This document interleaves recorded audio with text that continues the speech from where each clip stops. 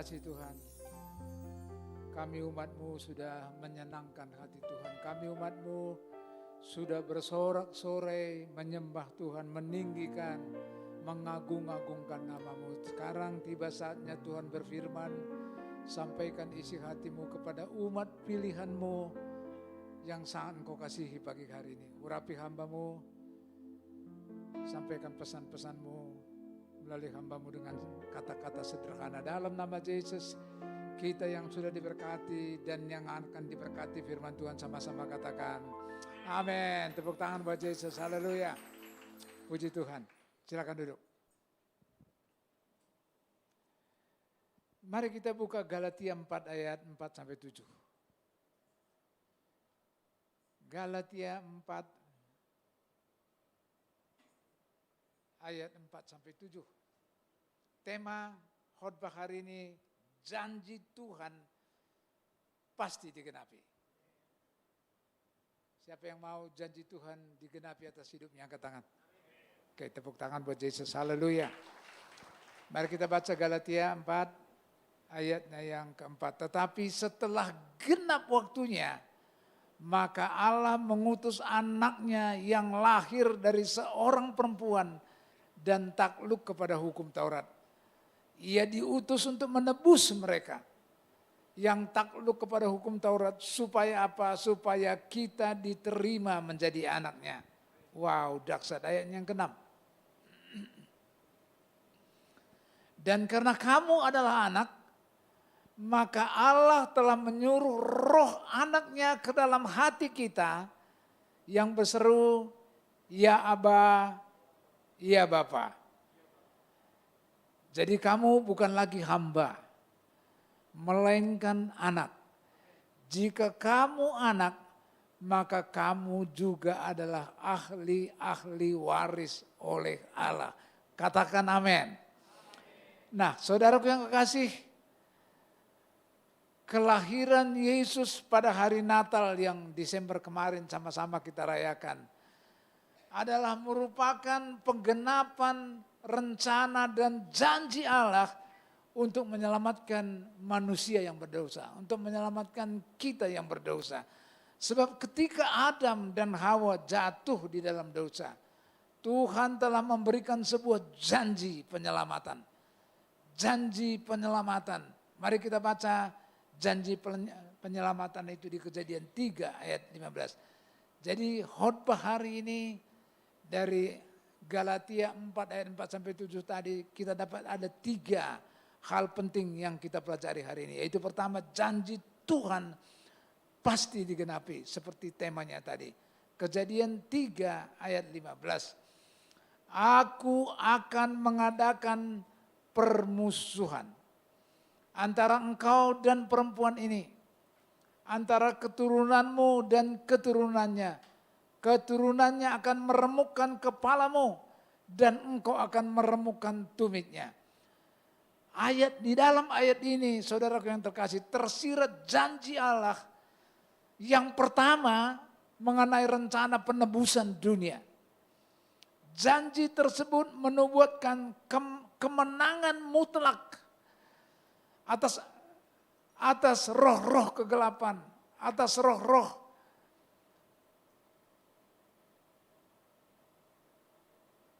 jahat. Saudara kasih, antara umat manusia dan Allah atas iblis, atas kejahatan melalui apa? Melalui peperangan rohani di antara keturunan wanita. Siapa keturunan wanita? Siapa keturunan perempuan itu? Adalah Kristus Yesus. Melawan keturunan ular. Siapa keturunan ular? Keturunan ular itu adalah si iblis. Kejahatan itu keturunan si ular.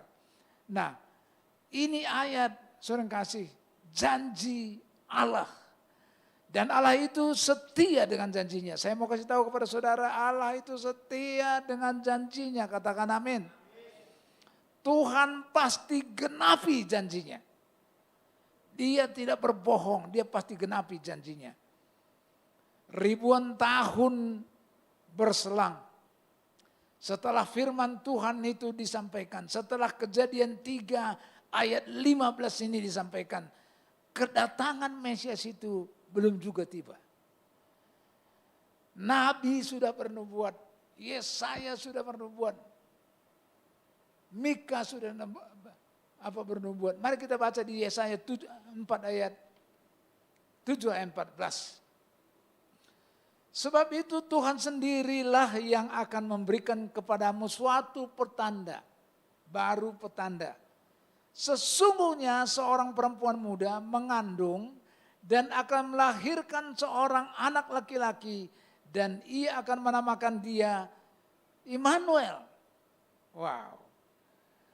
Di sini Allah berjanji bahwa Kristus akan lahir dari seorang wanita dan akan diremukkan melalui penyaliban, dan dia akan bangkit dari antara orang mati untuk meremukkan, untuk membinasakan si iblis dan kematian secara sempurna demi keselamatan kita manusia. Dan Mika seperti tadi saya sebutkan juga bernubuat bahwa seorang perempuan akan muncul dari Bethlehem yang akan menggenapi janji-janji Allah itu. Sekali lagi ribuan tahun janji Tuhan sudah dikumandangkan. Tetapi juga belum tiba. Sampai pada waktunya Tuhan menggenapi janjinya, yaitu Yesus lahir melalui anak darah manusia. Saya mau sampaikan kepada saudara, sebenarnya di dalam masyarakat patriarkat yang menekankan itu garis keturunan bapa, garis keturunan ayah. Tetapi penyebutan keturunan perempuan ini tidak lazim, saudara kasih. Tetapi Alkitab mengatakan Abraham memperanakan Ishak, Ishak memperanakan Yakub.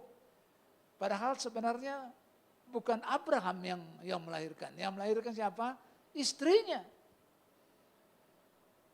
Tetapi janji tentang Mesias, saya mau sampaikan kepada kita. Tetapi janji tentang Mesias, Tuhan akan mengadakan permusuhan antara engkau, antara si iblis tadi, dan antara siapa? Keturunan perempuan, yaitu Kristus.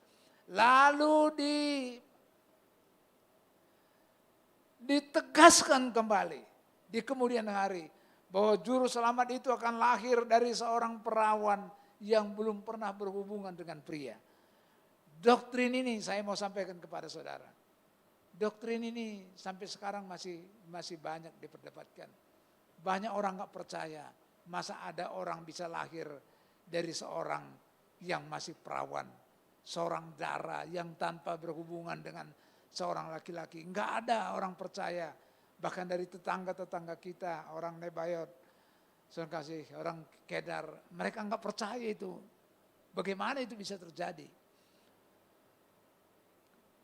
Mereka merasa enggak masuk akal. Tapi saya lebih percaya kepada firman Tuhan. Saya lebih percaya kepada firman Tuhan daripada apa kata orang banyak. Sebab datangnya seorang di dunia ini bisa dilakukan melalui 4 cara kelahiran. Pertama melibatkan campur tangan pria dan perempuan. Sperma ketemu dengan sel telur, jadi janin, dan janin itu akan lahir. Itu saudara dan saya, kita. Itu yang pertama, kehadiran manusia di dunia itu. Yang kedua, tanpa campur tangan laki-laki dan tanpa campur tangan perempuan. Enggak ada laki-laki, enggak ada perempuan. Siapa namanya? Adam.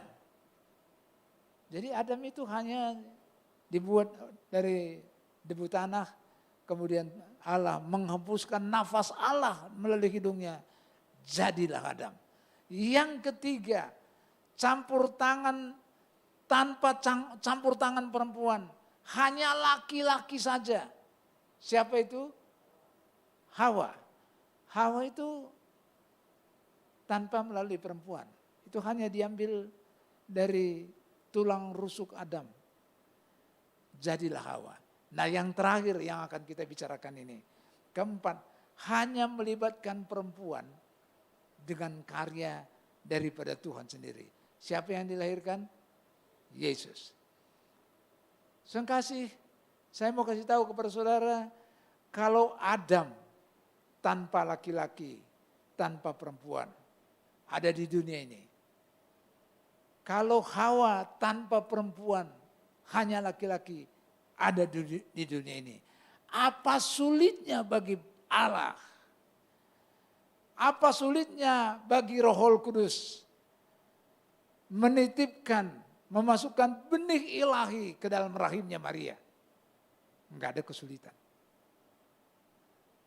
Tanpa laki, tanpa perempuan aja Tuhan bisa bikin manusia, Adam. Saudara kasih, wow, ini dahsyat.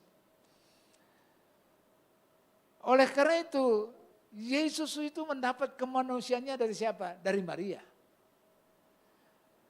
Tetapi kemanusiaannya itu tanpa dosa. Tanpa dosa. Yesus datang ke dunia ini tanpa dosa asal. Karena itulah ia disebut Adam yang kedua. Adam yang pertama digoda. Dia jatuh di dalam dosa. Tapi Adam yang kedua, Yesus Kristus datang ke dunia ini. Digoda, dia apa juga, dia tidak tergoda. Dia tidak tergoda, maka dialah jadi juru selamatmu, juru selamatku. Dia diutus untuk menyelamatkan engkau dan saya dari lumpur dosa. Itulah Mesias. Saudara kasih. Next. Kehadiran Mesias dari perempuan ini, seperti tadi saya berkali-kali sebutkan, sudah dinubuatkan beribu-ribu tahun yang lalu.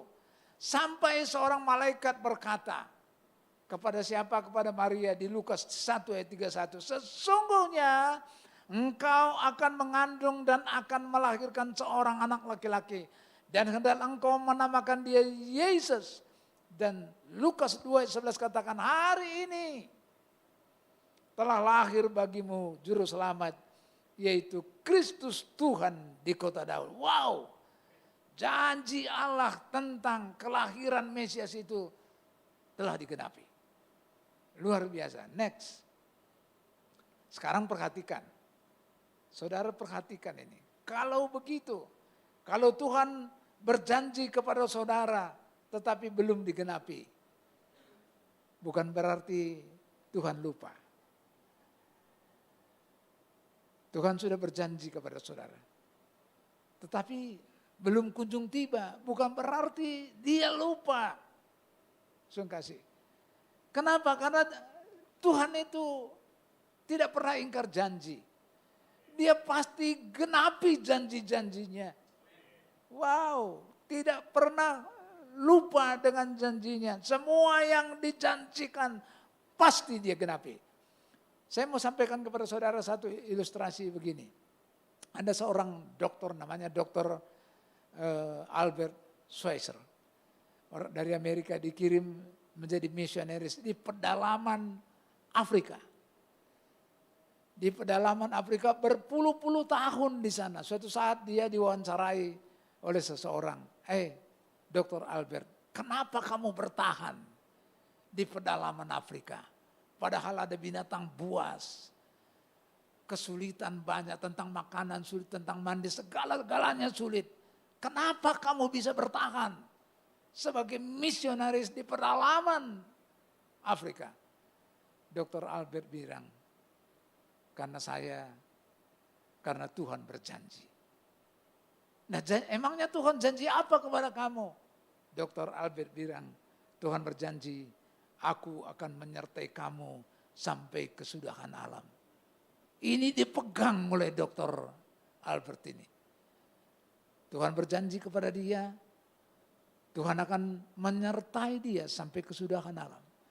Jadi kalau Tuhan menyertai dia, sekalipun di pedalaman Afrika, Tuhan pasti pelihara. Tuhan pasti tolong.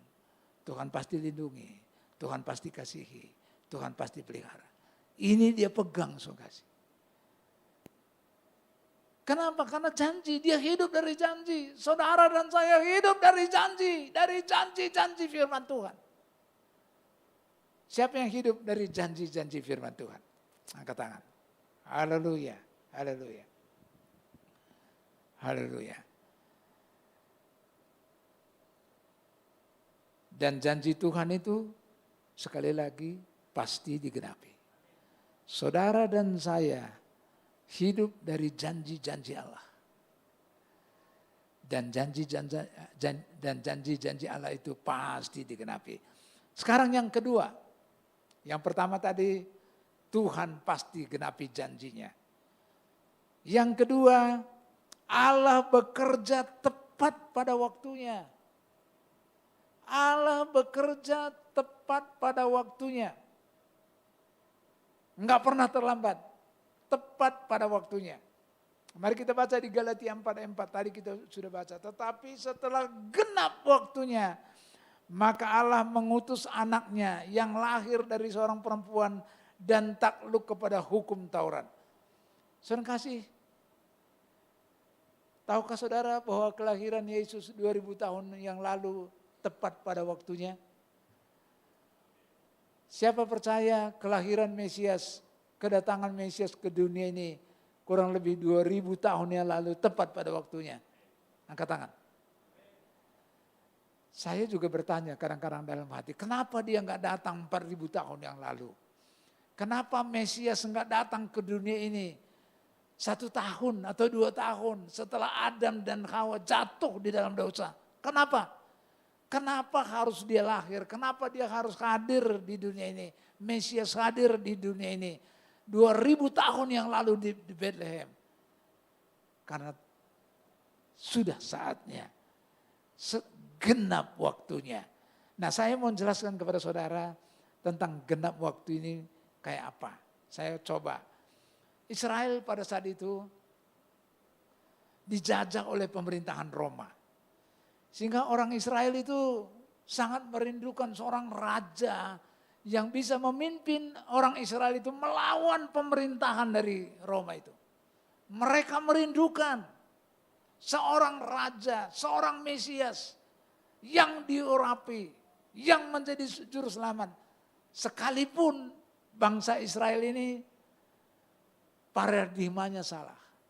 Maksudnya orang Israel itu, raja itu adalah memerintah mereka untuk melawan pemerintah dari Roma. Raja yang mereka harapkan itu raja yang memberkati mereka. Raja yang kalau mereka ada sakit disembuhkan. Raja yang kalau mereka ada kekurangan diberikan. Padahal Mesias yang sesungguhnya, dia datang ke dunia ini, dia diutus ke dunia ini adalah untuk menyelamatkan saudara dan saya. Untuk menyelamatkan manusia dari dosa. Ini saudara kasih. Tapi saya mau kasih tahu kepada saudara. Yesus datang itu untuk menyelamatkan kita dari dosa. Dan menerima hidup yang kekal. Itu yang penting. Sekalipun itu salah. Nah, yang kedua saya mau kasih tahu kepada saudara. Selama 400 tahun. Bangsa Israel itu selama 400 tahun. Dari Nabi Maleaki sampai perjanjian baru 400 tahun. Tuhan enggak pernah bicara kepada bangsa Israel. Tuhan enggak pernah berpesan. Tuhan diem. Padahal orang Israel ini dulu-dulu mereka ingat bagaimana Yesaya berfirman kepada mereka. Dulu-dulu mereka ingat Tuhan berfirman melalui Daniel. Tuhan berfirman melalui nabi-nabinya. Sampai kepada bangsa Israel. Tapi 400 tahun sepi. Sunyi, silent. Enggak ada kabar apa-apa. Oleh karena itu muncul di dalam hati bangsa Israel. Mereka muncul, mereka merindukan hal-hal yang religius. Dia kepingin seorang raja yang bisa memerintah mereka, yang bisa lagi berbicara kayak seperti waktu Nabi Yesaya. Kayak Nabi Mika, kayak Daniel. Mereka kepingin lagi dengar suara Tuhan seperti itu. Maka lahirlah Yesus. Malaikat itu dalam kondisi itulah Yesus datang ke dunia ini. Malaikat menampakkan diri kepada Maria, kemudian kepada para gembala. Waktu yang sangat tepat. Tapi saya mau kasih tahu kepada saudara, walaupun lama, itu semuanya berada dalam settingan Tuhan. Walaupun lama itu berada dalam settingan Tuhan. Kalau begitu untuk zaman sekarang, Pak Purba, apa yang harus kita perbuat?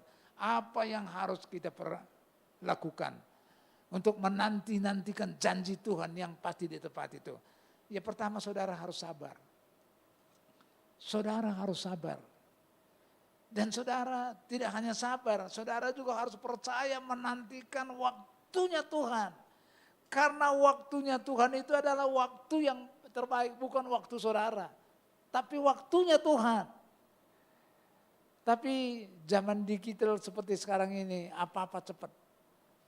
Sekarang ini kita mau kemana saja. Saudara mau ke Amerika, saudara mau ke UK, saudara mau kemana saja, gampang. Buka tiket, bisa pesan bolak-balik. Mau pesan hotel dimanapun saudara, mau nginap di mana. Saudara mau di Paris, mau di daerah mana saudara bisa cari di situ. Saudara mau yang bintang berapa atau di perumahan-perumahan yang disewakan, saudara bisa cepat sekali. Dan langsung saudara pesan bayar dapat tiket. Cepat sekali. Dan ini kepengaruh kepada kita. Maunya semua serba cepat, semua keburu-buru. Tapi saya mau kasih tahu kepada saudara, cepat-cepat, keburu-buru, tergesa-gesa itu sering sering salah. Contoh. Contoh yang pertama, anak bungsu minta warisan sebelum waktunya. Papa, beri aku warisan. Papanya bilang, kita ini enggak lazim. Papa, mama masih ada warisan dibagi-bagi. Enggak, aku mau merantau, aku mau bisnis sendiri, aku mau usaha sendiri. Ya bapaknya orangnya baik, ya udahlah dikasih. Saya kasih uang itu bukan jadi berkat. Uang itu jadi malapetaka. Uang itu menjadi kutuk. Karena tergesa-gesa. Anak bungsu tergesa-gesa. Yang kedua siapa? Abraham. Abraham itu udah umur 99 tahun. Istrinya Sarah umur 90 tahun. Sarah berpikir, padahal Tuhan akan janjikan anak perjanjian. Tapi Sarah mikir udah 90 tahun gimana mau anak perjanjian. Enggak mungkin lagi melahirkan, sudah nenek-nenek kayak begini.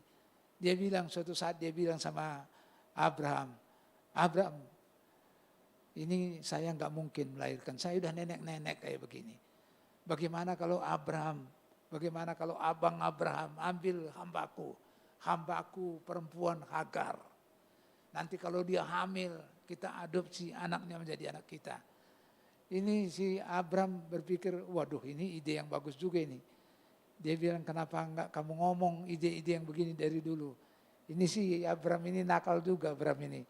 Suruh menghampiri Hagar yang masih muda. Dia bilang, ya ini ide yang bagus juga ini. Singkat cerita, Abraham hampiri itu Hagar. Hamil, lahir Ismail.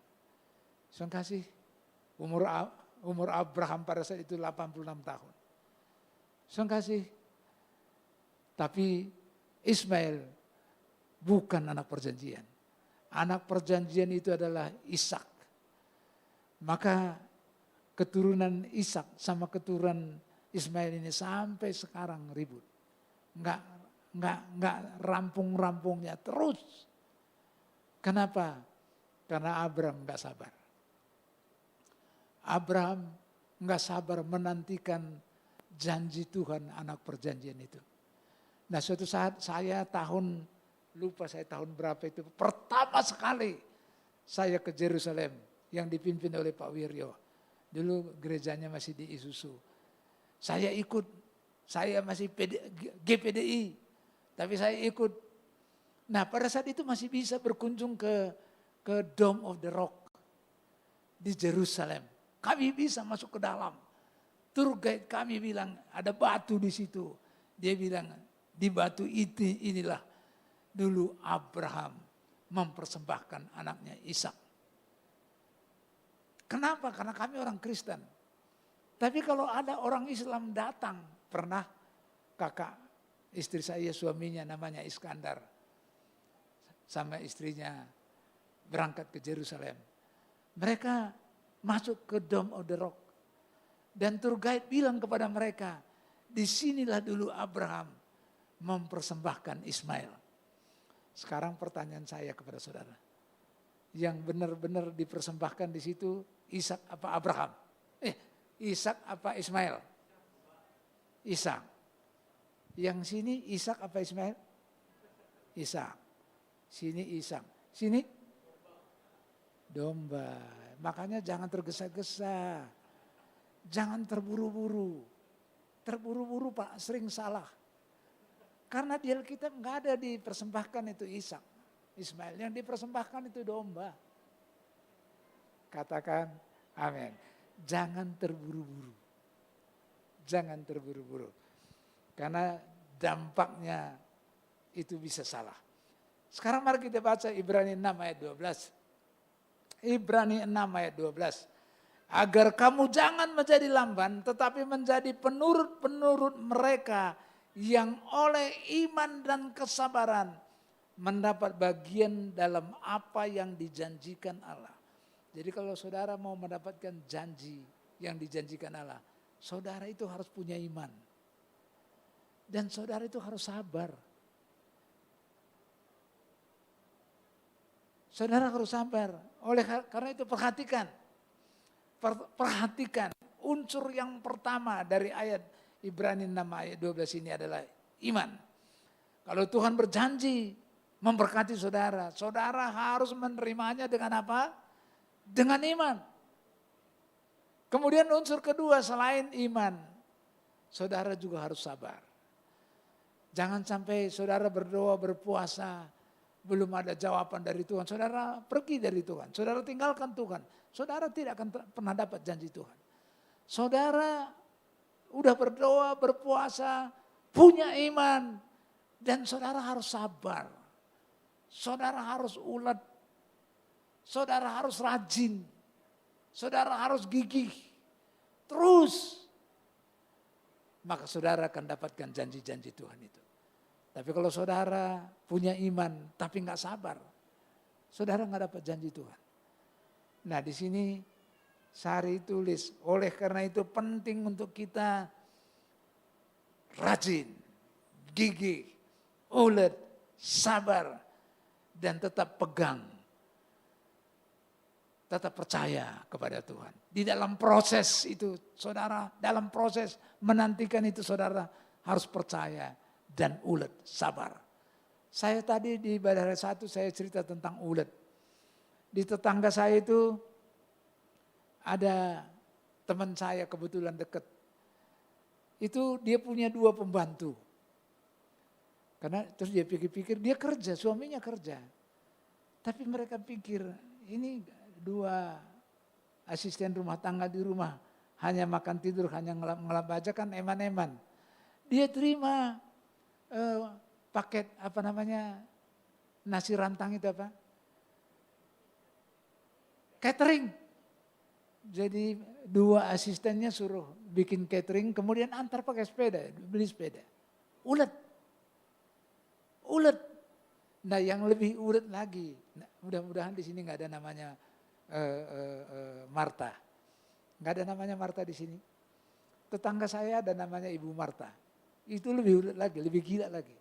Di grup ini ada bawang merah di dalam satu tempat 50.000, pesan kita 2. Nggak sampai 3 hari datang lagi dia.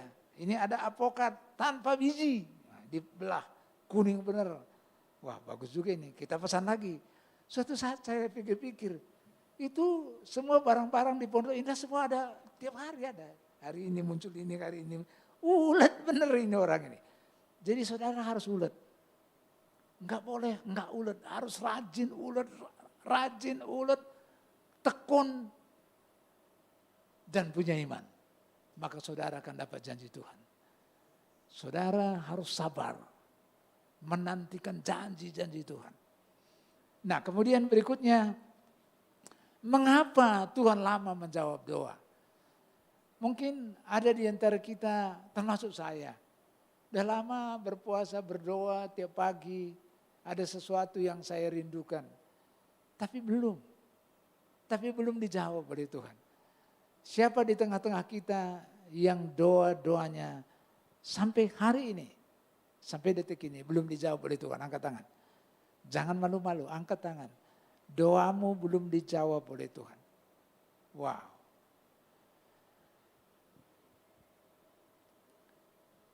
Karena Tuhan sedang mempersiapkan bagian yang terbaik bagi saudara.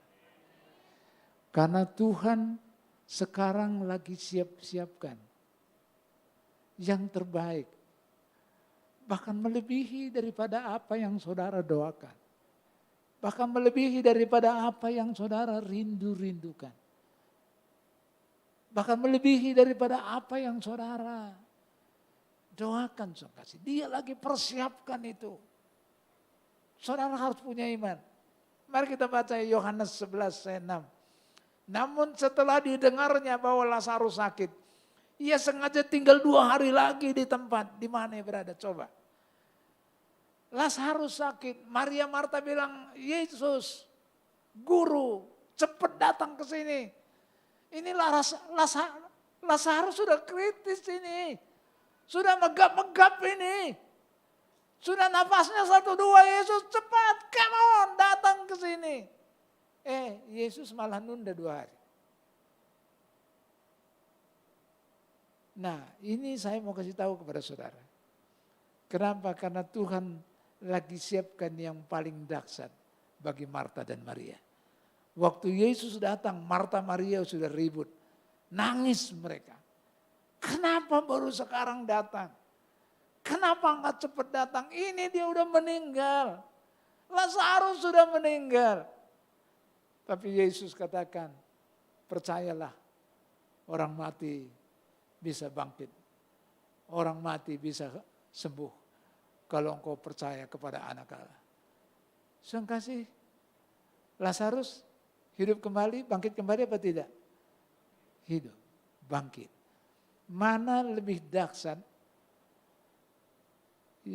sakit disembuhkan atau mati dibangkitkan? Mana lebih orang bilang, wah, keren, paling wah mana? Sakit sembuh atau mati hidup kembali?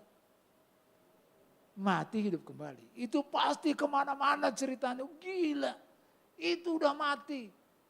Sudah sekian hari dikubur, hidup kembali. Nah itu, kenapa?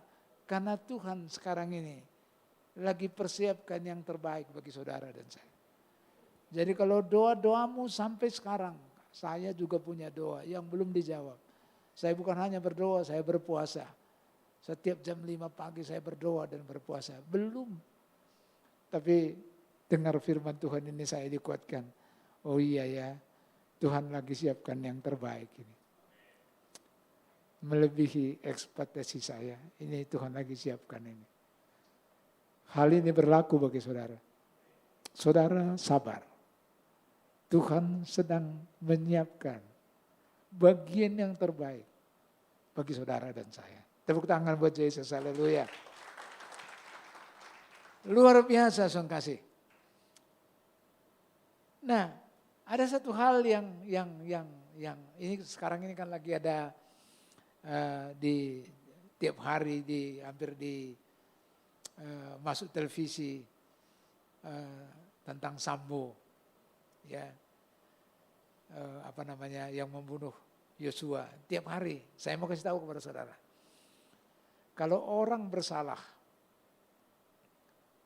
orang berdosa, membunuh itu berdosa. Kalau hakim katakan salah, dihukum enggak? Dihukum. Tapi kalau orang berdosa dan hakim, dia berdosa, Tapi hakimnya itu adalah orang yang penuh dengan kasih.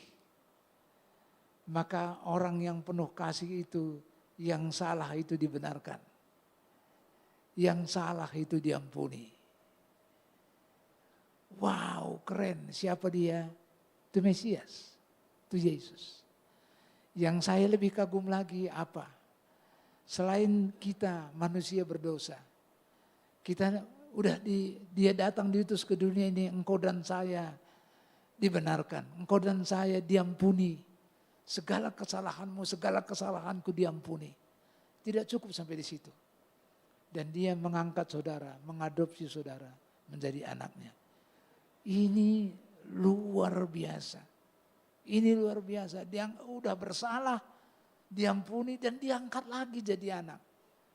Wah, betapa bahagianya saudara kasih. Betapa luar biasanya. Sekarang mari kita baca Yohanes 1 ayat 12.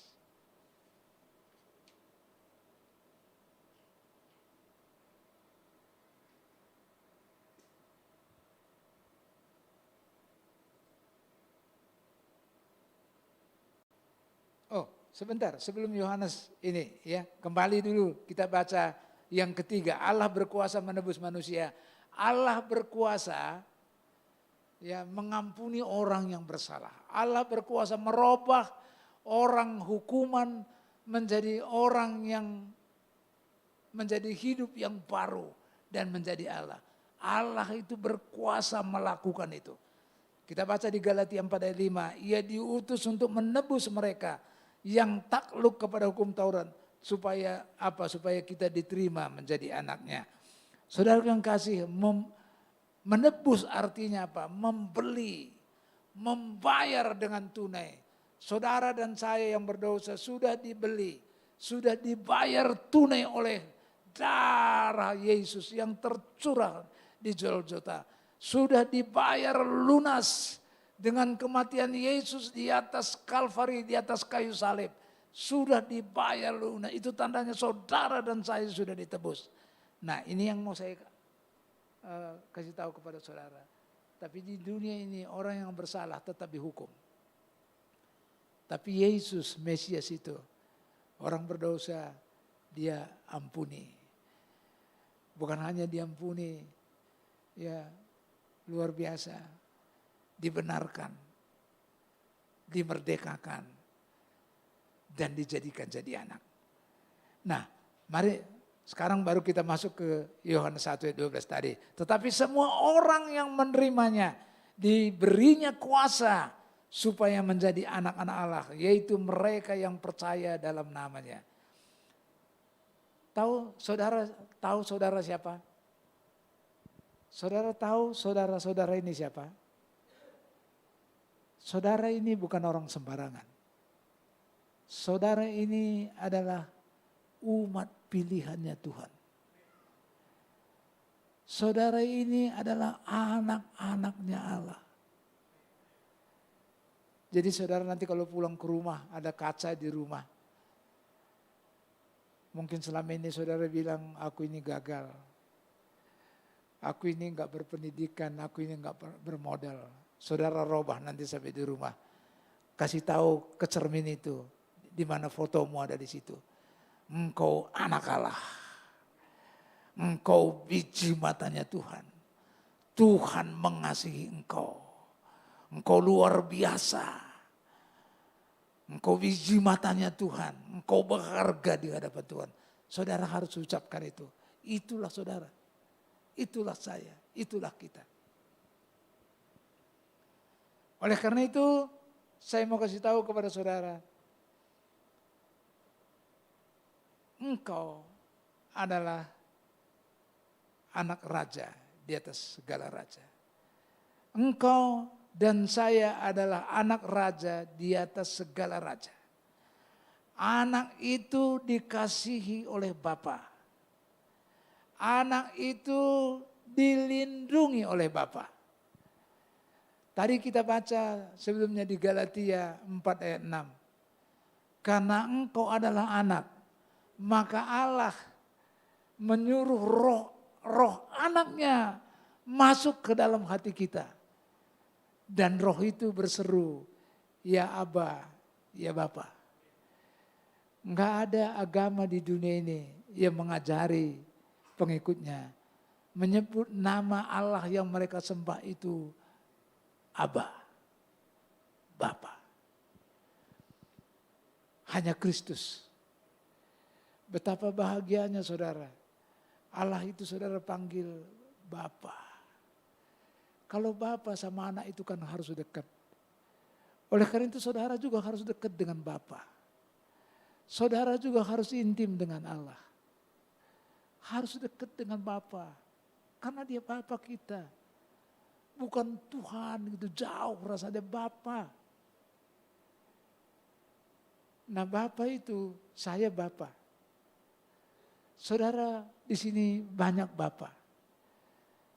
Saudara tahu perasaan Bapa terhadap anak? Wow luar biasa. Sekalipun anak bengal, anak nakal, Bapa itu tetap mengasihi anak. Sekalipun anak itu gagal, Bapa itu selalu berusaha menolong anaknya. Itu Bapa. Itu Bapa yang manusia, yang terbatas. Apalagi Bapa yang di sorga. Dia tidak terbatas. Dia tidak terbatas. Dia melindungi saudara. Dia memperhatikan saudara. Bapa di dunia ini aja begitu perhatian sama anak-anaknya. Apakah lagi Bapa yang di sorga. Bapa sorgawi. Dia peduli kepada saudara. Dia mengasihi saudara. Saudara biji matanya Tuhan. Saudara kasih ini luar biasa. Haleluya, haleluya. Nah kalau saudara dekat dengan Tuhan, dengarkan nih. Kalau saudara dekat dengan Tuhan, saudara intim dengan Tuhan, maka masalah itu saudara anggap kecil. Sekali lagi, kalau saudara dekat dengan Tuhan, saudara intim dengan Tuhan, ada masalah, masalah itu saudara anggap kecil. Tapi kalau saudara jauh dari Tuhan, enggak pernah intim dengan Tuhan, ada masalah kecil aja saudara menganggap persoalan besar. Dan ini sekarang Allah itu kita sebut dia Bapa. Saudara harus dekat dengan dia. Saudara harus intim dengan dia. Rajin beribadah. Rajin beribadah, rajin baca firman Tuhan, rajin ikut komsel. Rajin bersekutu dengan Tuhan. Maka kalau ada masalah, saudara anggap kecil. Kenapa? Karena saudara punya Tuhan yang besar. Tuhan yang bisa melakukan segala perkara. Bapa sorgawi yang dahsyat. Kekuasaan ada di dalam tangannya. Mari panggil dia Bapa. Saudara sangat berbahagia. Karena Bapa di sorga itu dekat dengan kita. Oleh karena itu saya mau kasih tahu kepada saudara. Percayalah. Tuhan pasti genapi janjinya. Apa yang Tuhan pernah janjikan kepada saudara, Tuhan pasti genapi itu. Percayalah bahwa Bapa, bahwa Allah itu bekerja tepat pada waktunya. Enggak pernah terlambat. Tuhan itu enggak pernah terlambat. Tidak pernah terlambat. Dia menolong saudara tepat pada waktunya. Dan percayalah Bapa, Tuhan itu sanggup merubah orang hukuman menjadi hidup yang baru, bahkan dijadikan jadi anak. Betapa berbahagianya saudara. Well singers maju ke depan. Haleluya, haleluya. Tuhan pasti tepati janjinya. Kapan ketika saudara menerima Tuhan Yesus sebagai Raja di dalam hidupmu. Saudara kasih mari terima Yesus sebagai Raja di dalam hidupmu. Haleluya, haleluya, haleluya, haleluya, haleluya.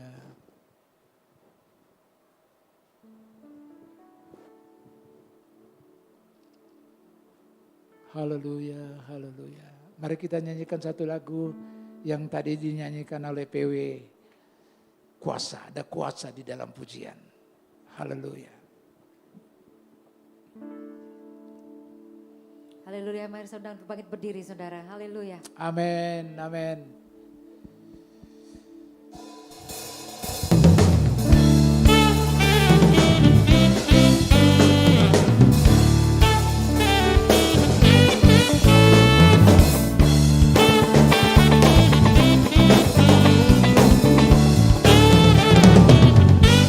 Amin, haleluya.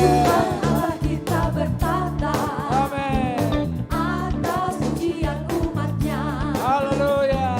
Tuhan Allah kita bertata Amin, haleluya. atas pujian umatnya. Bila Allah hadir dengan kita, kuasanya mengalir dengan dahsyatnya. Ada kuasa dalam pujian, bernyanyilah segenap hati dan jiwa, sebab ada kuasa dalam pujian yang sanggup mengungkap kekuatan lawan.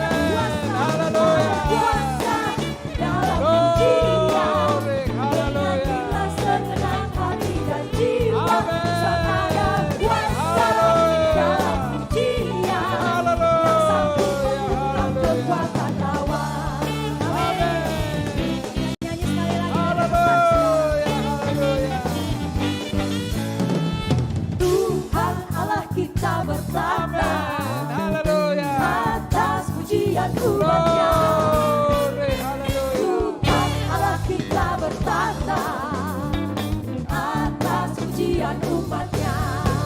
Bila Allah hadir dengan kita, kuasanya mengalir dahsyatnya.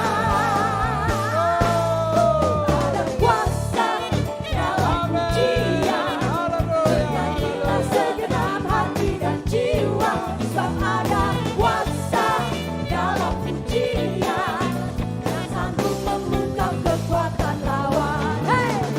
Ada kuasa dalam pujian, bernyanyilah segenap hati dan jiwa, sebab ada kuasa dalam pujian yang sanggup membungkam kekuatan lawan, yang sanggup membungkam kekuatan lawan, yang sanggup membungkam kekuatan lawan. Sama katakan, ada kuasa.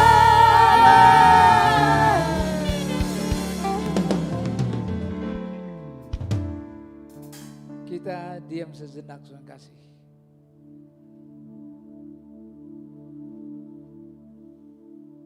Kalau ada di antara kita, doa-doamu belum dijawab oleh Tuhan. Sudah lama engkau doakan, tapi belum kunjung tiba jawaban dari Tuhan. Seakan-akan Tuhan diam. Saudara harus sabar. Tuhan sedang mempersiapkan bagian yang terbaik bagi saudara. Janji Tuhan pasti digenapi. Tuhan sedang mempersiapkan yang terbaik, bahkan yang melebihi daripada apa yang saudara doakan. Saudara perlu sabar. Saudara ulet, rajin, tekun, dan terus berharap sama Tuhan. Janji Tuhan tidak pernah terlambat. Janji Tuhan pasti digenapi. Semua yang difirmankannya pasti digenapi. Terima kasih Bapa, terima kasih Yesus. Firman-Mu sudah selesai disampaikan dengan sangat sederhana. Tapi Roh Kudus terus bekerja sedemikian sehingga firman Tuhan menjadi rema bagi umat pilihan yang sangat Kau kasihi. Dalam nama Yesus. Sama-sama katakan, amin, amin.